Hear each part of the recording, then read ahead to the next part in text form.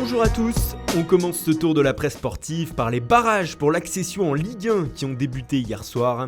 Brest 5ème de Ligue 2 se déplaçait au Havre 4ème et ce sont les Normands qui se sont imposés 2-0 et qui continuent l'aventure comme le titre le journal local Paris-Normandie.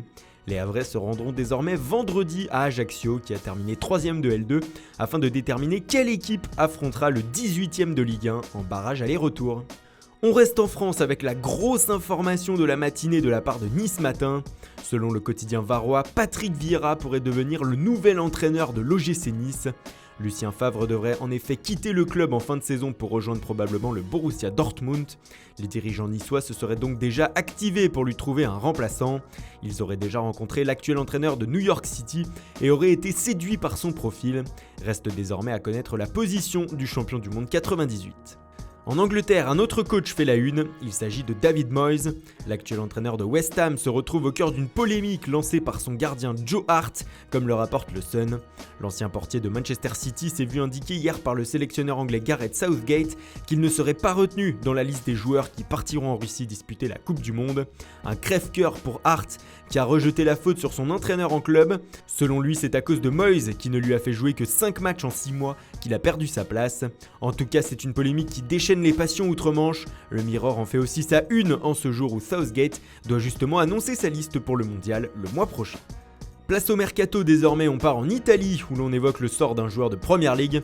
Selon le Corriere dello Sport, l'Inter Milan serait très chaud à l'idée de recruter le milieu de terrain de Manchester City Ilkay Gundogan cet été.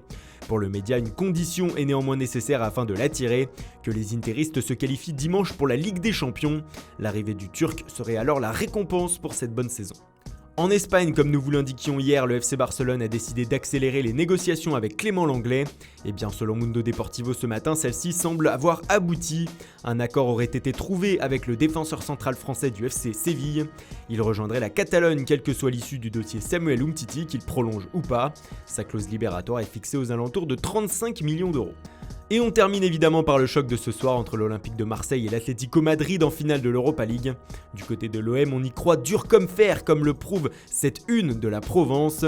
Tous avec nos héros, clame le quotidien local. Les Marseillais peuvent entrer dans l'histoire ce soir en étant le premier club français à remporter la C3. Mais en face, il y aura l'ogre de la compétition, l'Atlético et son entraîneur Diego Simeone. Pour Marca, c'est tout simplement le Roi Lion en référence au lieu de la finale. Les Colchoneros peuvent décrocher ce soir leur 3e Ligue Europa après 2010 et 2012, ce qui promet une finale extrêmement serrée.